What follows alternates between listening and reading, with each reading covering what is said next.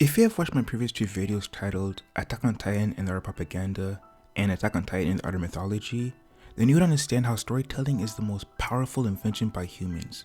With it, people of a state or certain cultures universally accept moral codes, values, and traditions.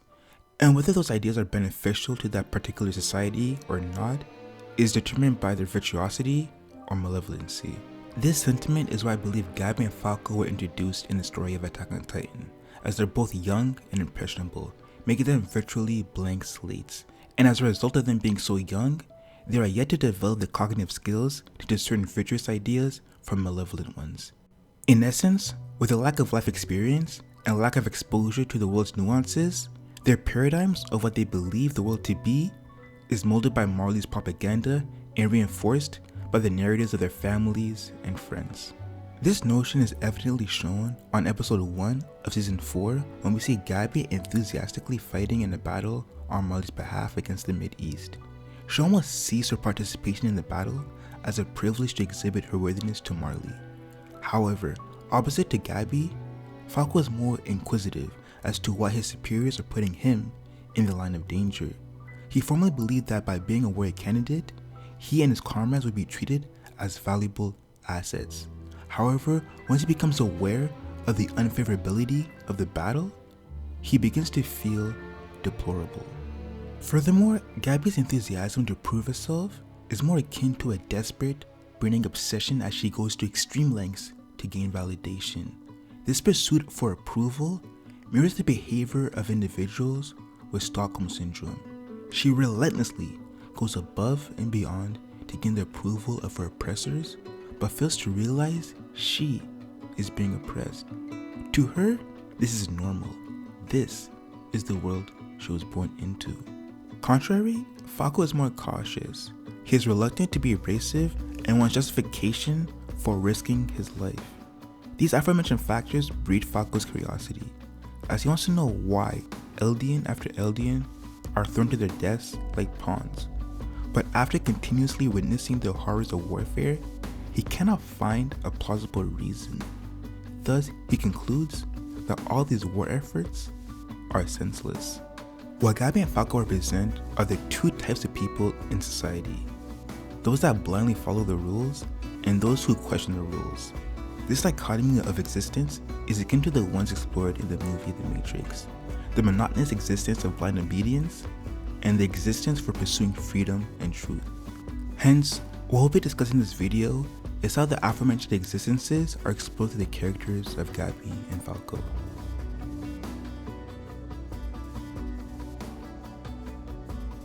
In the following episode, there's a scene where Rainer and Gabi's families are gathered together for dinner, and what occurs in this scene is very significant for Gabi's paradigm begins to crack.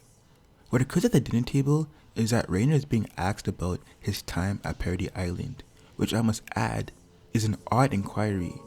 The reason I say it's odd is because of the mindset of those who are asking it. Those at the table asking are only doing so to validate their own notions. They are just asking to affirm their prejudices about the Eldians of Paradise and to justify their persecution by Marley. And although Rainer attempts to adhere to the requests of those gathered around him, he inadvertently accomplishes the opposite of what they desire when he describes that he saw all sorts of people. All sorts of people? I thought they were all devils. Everyone in the room is shocked by Rainer's ambiguous answer.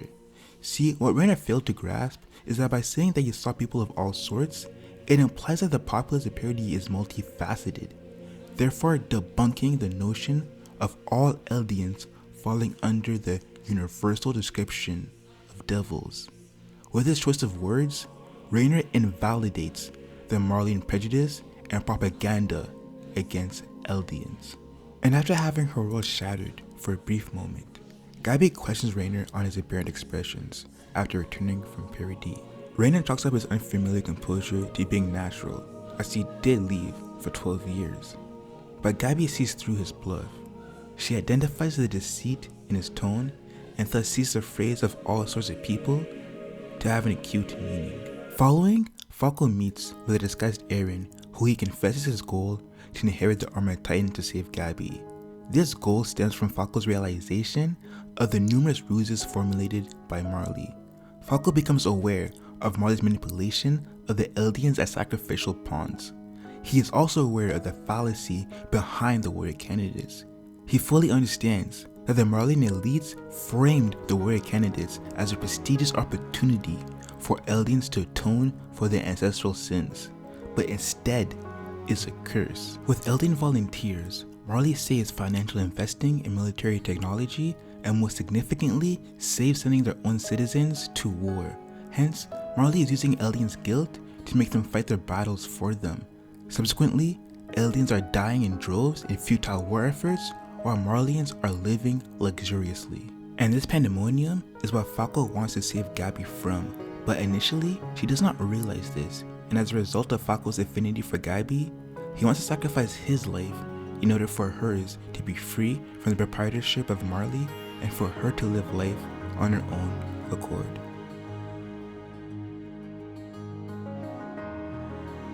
During a well-interpreted declaration of war, below the stage, Falco witnesses Reiner and Eren's discourse and realizes he unknowingly aided the monster he is told to hate, Eren Yeager.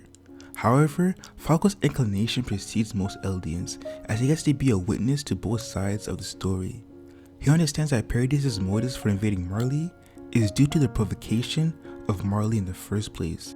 Therefore, he surmises this ordeal between Marley and Eldia to be more complex and propagated and abstruse. Falco then becomes empathetic towards Eren, understanding that his conducts are motivated by his desperate desire to protect his people. However, this nuance is something that Gabi is privy to. Just like the rest of those in the audience, she sees Eren Yeager as a devil and nothing more. Gabi sees Eren akin to how he first saw the Colossal Titan. Gabi sees Eren as the source of her ill state of affairs and a bane to the people she loves. And as her friends get trampled over and crushed by debris, she feels the same pain Eren felt when his mother was swallowed by Dina's Titan all those years ago. And just like young Eren, Gabi's frustration leads her to be impulsive and climb an enemy's airship, leading her to kill Sasha Browse. Then Gabi's paradigm is shifted for a second time once she sees Zeke Yeager in cohorts with the perceived island devils. Now in prison, we see Gabi desperate to escape. However, Falco proposes to approach the situation less impulsively and instead pragmatically. But his suggestions fall on deaf ears as Gabi succeeds in escaping. Following their escape, Falco advises Gabi to remove her armband so no one can recognize them. However, Gabi adamantly refuses and grips her armband tightly to signify her pride as an Eldian from Marley and as an effort to distinguish herself from the evil Eldians of Paradis. Falco explains that by Gabi wearing her armband, she endangers their lives, but Gabi expresses no concern for her life, as long as she attains the truth and revenge.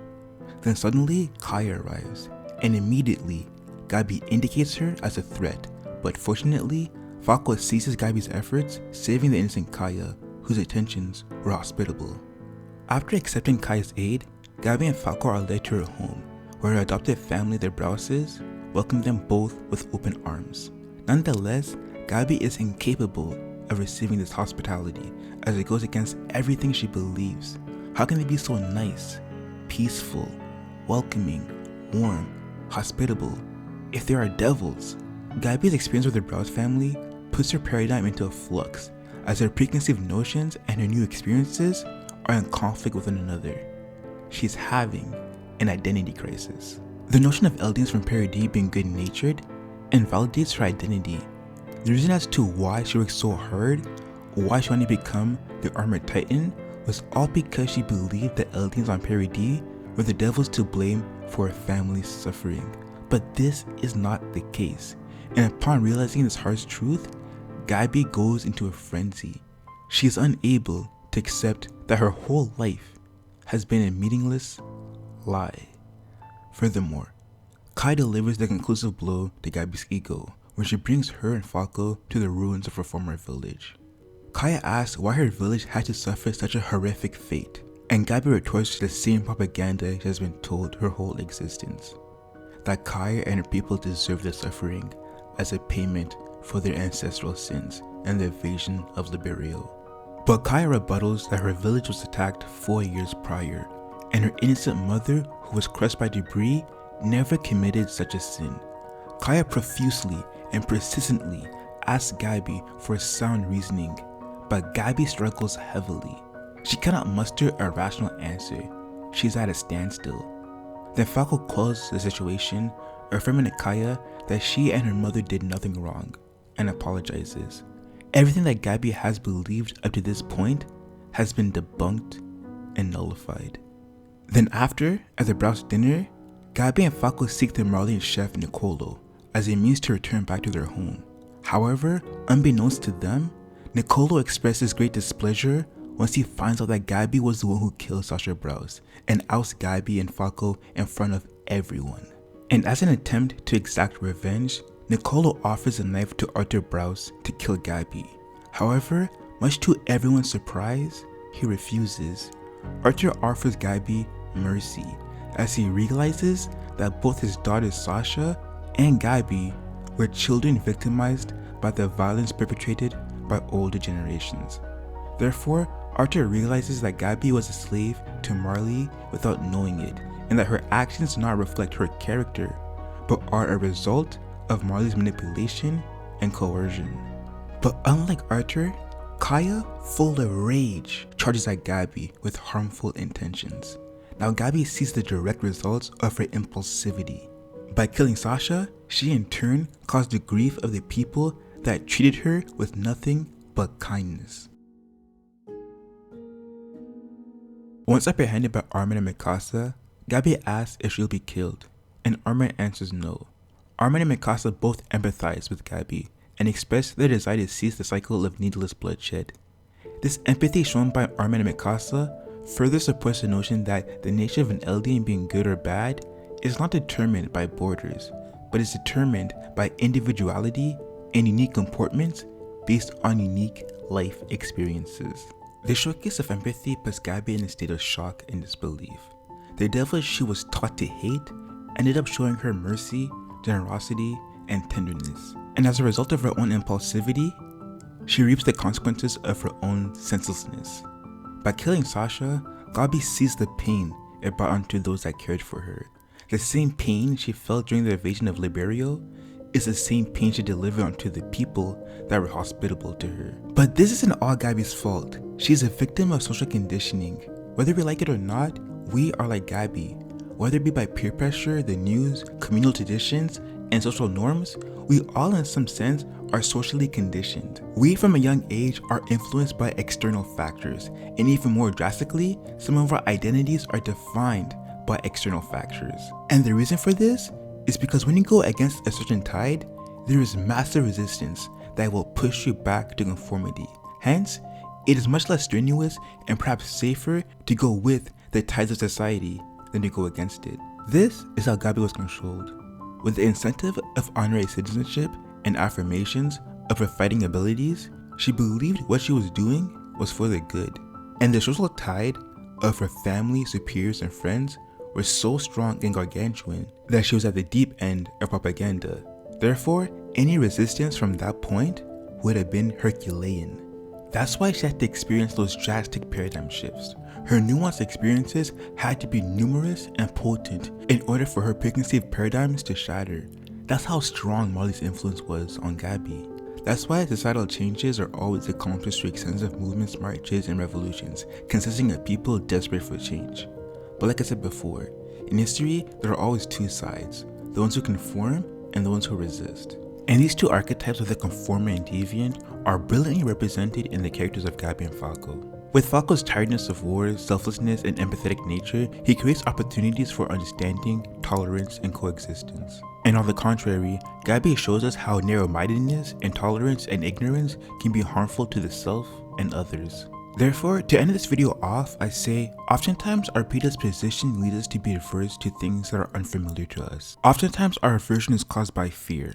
Fear that on occasion can lead us to harbor dark emotions and become antagonistic. However, what most of us fail to realize is that by delving into the unfamiliar, great possibilities can be gained, such as nuance, exposure to cultures, friendships, and etc. So upon examining the characters of Gabi and Falco, what we can gather is that although some predisposed ideologues can be aidful for reasons such as the maintenance of social order, in other cases they can be harmful. Hence, Gabi and Falco's journey shows us that it does no good to dwell in blissful ignorance. Instead, it is virtuous to be in the pursuit of truth and righteousness.